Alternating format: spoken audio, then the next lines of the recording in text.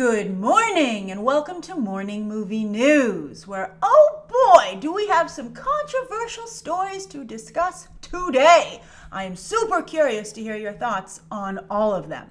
Now, the first one we're going to tackle is the surprising success, like wow, of the return of Roseanne, part of this new craze of bringing back old sitcoms. But this is the first one to bring back the type of ratings that those sitcoms used to enjoy. Now, everybody knew that Roseanne would be relatively big, but nobody had guessed how big it would actually be, because the ratings ended up being 18 million people tuned in on Tuesday night when they aired two back-to-back episodes of the half-hour sitcom. Now, some of you pointed out, let's see how these numbers hold up week to week, because there, of course, was something of a curiosity factor going in. And it's interesting because Will and Grace, by the way, is kind of, I think, the yin to Roseanne's yang when it comes to the political representation in sitcoms these days. And that had 10 million people tune in. But Will and Grace, I think,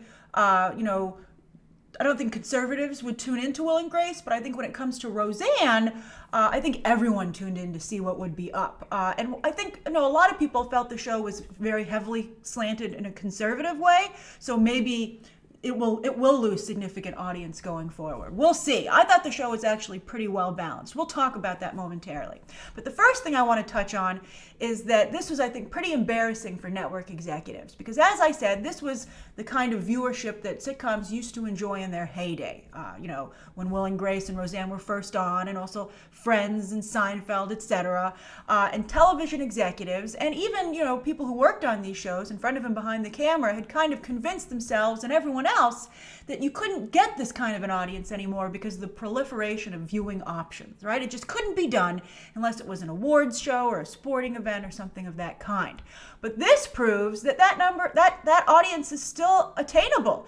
The networks just aren't creating the kind of content that can get it. And so I think that I'm sure that was a really harsh wake-up call for everyone working in network television when those ratings were reported. Now, I do think that politics seem to be something that people want to see reflected in their entertainment these days. As I said, Will and Grace is also political, and that's doing very well. Maybe Roseanne will settle into the same place, kind of, around 10 million viewers. And then Stephen Colbert, who took over The Late Show, he struggled until he got super political, and now he's leading all the late night shows. Even Jimmy Kimmel has been able to make up some ground by getting political himself. And Fallon has tried, but it just, it doesn't seem to work with his, fit with his style. And, he's paid the price ratings-wise. And then this morning, Bob Iger, the head of Disney, tweeted that Disney is proud to represent everyone, right? They have done very well representing the liberal side. And when someone said, well, why did you label it the SJW side? Well, it's because there's been so many complaints about what Disney has done in this space. Star Wars, A Wrinkle in Time, many feel it's forced diversity, right? But then also now Disney's getting into the conservative side of things. And I just talked about this on Movie Math on Monday with I Can Only Imagine, and that that was made outside of the Hollywood system. Hollywood's trying to make faith-based films, like particularly at Sony, and they're not doing as well. And as I said on Monday, actually Sunday, Movie Math often airs on Sunday now, but I said, not only can Hollywood not even predict the next hit, they can't make it, right? So it's a real problem for them. But no one's been able to crack it, but maybe Disney will. Maybe Disney will move into this space, particularly after enjoying such success with Roseanne, which of course airs on their network, ABC. And they've struggled network-wise. On some of their biggest hits, like Blackish, for instance, which is also, by the way, very political. Although it's interesting, I think they moved Blackish to another night off of their Wednesday night lineup. They originally paired it with Modern Family, and I don't think it's talked about quite as much anymore. Maybe they can create a whole night of kind of, political television on Tuesdays, because that's what Roseanne and Blackish air on the same night, and that could be very interesting for Disney. I'll be curious to see with the success of Roseanne. I think with faith-based, Hollywood can be like, well, that's just a space we don't understand. But Roseanne, that's a little bit more traditional, and you might see Hollywood overall, even beyond Disney, reaching out further to the conservative market, because it's clear that the conservative group really wants to see themselves reflected in entertainment just as everyone else does. Roseanne's highest ratings were in the middle of the country. Now, as for how I feel, I am a fan of representation for all. I believe that strongly for all part I underline, and I think that includes different political beliefs. And I think entertainment should bring us together instead of, creating division. And I thought that the new Roseanne did come from that mindset. I think that it tried to explain what's going on for people in middle America, families, the realities of that, why they believe what they do, what's the cause of that they recognize that it's not, the complications and, that it's not the fairy tale that sometimes it's depicted that they believe in. And then also they are dealing very happily with a number of things that you would think maybe that they are not. For instance, they gave Roseanne, a gender-neutral grandson, and I thought that the family support of that child in the premiere night was very commendable. So it's a very interesting space that Roseanne, it's a tricky space. Let's see if they can keep it up. But I think, especially if you're going to come from a positive point of view, I really welcome all kinds of representation. I think it's very important. So I'm curious, what do you think of the new Roseanne, and what do you think of its ratings success? And what do you think of Disney? Should they get into that space? I hope they can do it with a little bit more nuance than the sledgehammer they've used with the other side of the political spectrum. All right, so that's the first story of the day. Now, the second is, speaking of controversial, yesterday Donald Glover went on the offensive hardcore against Marvel and FXX. And I waited a couple of hours to report on this until this morning because it was I was like, whoa, Donald Glover. I was like, let me think about this before I weigh in.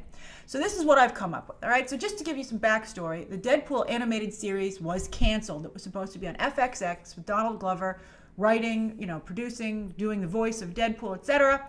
And when it was first reported, as I said, and many of you remembered, thank you, there's no way that Ryan Reynolds will let this happen. There's no way he will let anyone else be associated with what has become his meal ticket. It's just not going to happen. The show never had a chance. It's like Cersei on Game of Thrones. She's just not going to let that happen. But then, unfortunately, someone decided to float out a story in the trades that the show was canceled because Donald Glover was too busy, and that really set him off. So he immediately tweeted back, "I am not too busy to make Deadpool," and then he wrote a mock Deadpool script that was funny, but also aggressively mean. He even took a shot at Jennifer Lawrence, which, while hilarious, it's like, whoa, Donald Glover, you don't want to, why you're riding on a career high right now. Why get into fights with people? So anyway, he then even more, and this is on a very serious note, he accused Marvel of racism for canceling the series, pointing out that, he was a black talent doing the voice work and had a mostly black writer's room, and perhaps that was the reason. Now, I don't think that he should have played that card for like 2.5 reasons, which I'm going to explain, but I'd be very curious to hear your thoughts on this. All right, so the first reason I think it was a mistake to play that card was because, as I said, he is on a career high right now with the show on the main FX network. FXX was going to air the Deadpool animated series that he was going to do, and that, of course, is the sister network. So the racism card doesn't only not make sense, right? I mean, this network obviously loves you and has given you a huge opportunity, which is the foundation of Donald Glover's current career high. But why would you level such a serious charge at your current employer / business partner that you're going to have to continue to interact with? I think this would be very alarming to me if I were an executive at FXX, or any executive who was going to deal with Donald Glover going forward, because I would be very nervous that he would play the racism card in the future. And that, again, is a very serious accusation, which nobody wants hurled at them. So it makes it almost impossible to give him notes, maybe, right? What is going to happen? So I think that's very bad to play that card because again, I don't think he needs it. He's doing incredibly well. Then 2, he hit Disney with this because Disney, of course, owns Marvel, and he's currently poised to be the best thing coming out of the Solo movie as Lando. I don't know why he would jeopardize his relationship with Disney, and then also do that to them, because he's going to have to go and promote Solo, in the weeks, it's coming up, so in the weeks ahead, he'll be doing a promotional tour. Will he?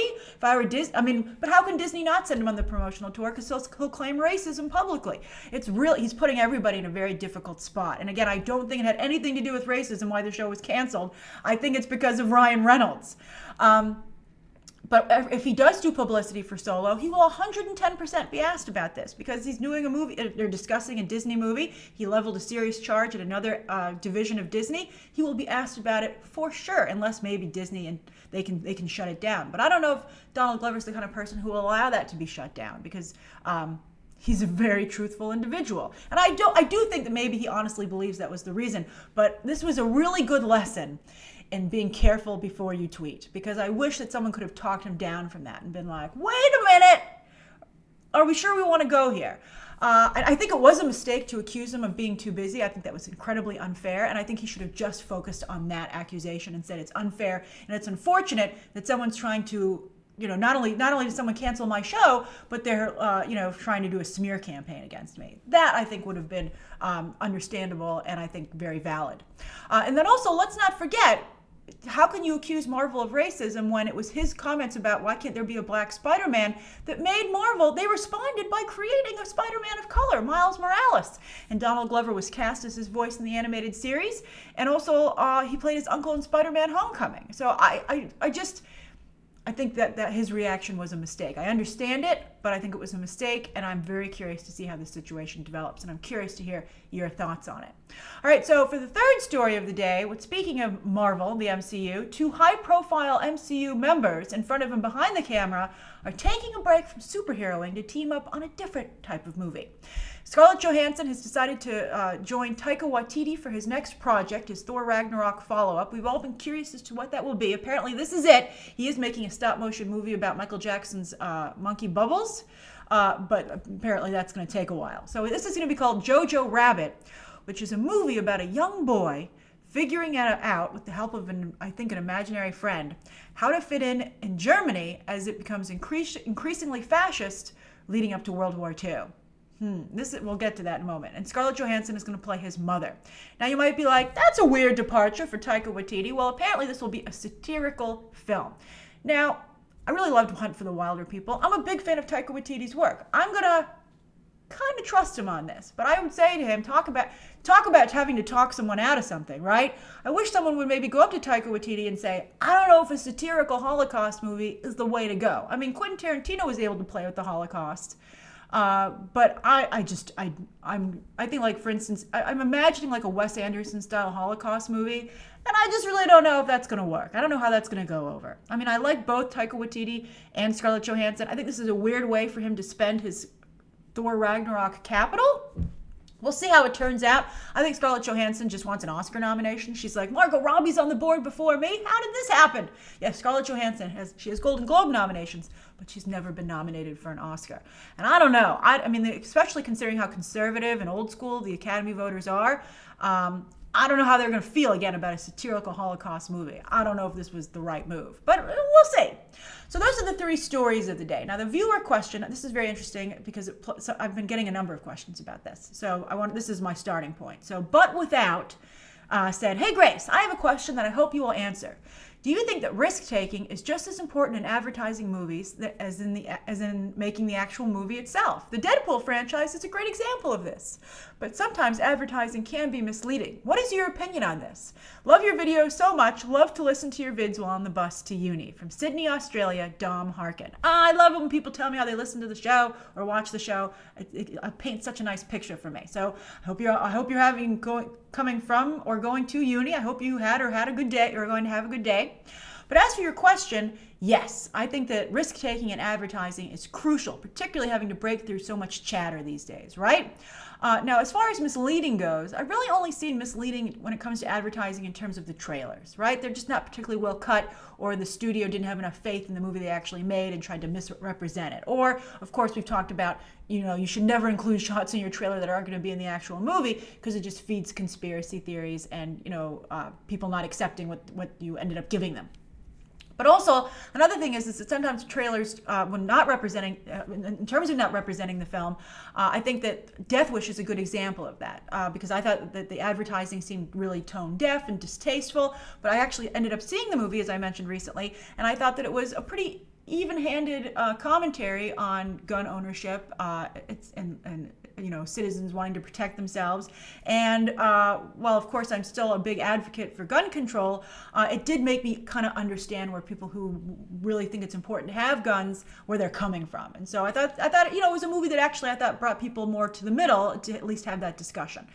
And I think that should have been played up in the advertising. I wish that Death Wish had taken some risks. Maybe they were just like, after Parkland, understandably, they were like, we just don't want anything to do with this. We're going to lay low and hopefully we won't get dinged. And I understand that, as I said. But, maybe they should have, taken a little bit more of a leap of faith and had a little more faith in what Eli Roth and Bruce Willis had made. Very good performance from Bruce Willis as well. Now, as for Deadpool, some people have been asking me, where is the advertising? And I agree with that. That before they had hilarious billboards. He was, Ryan Reynolds was doing appearances as Deadpool.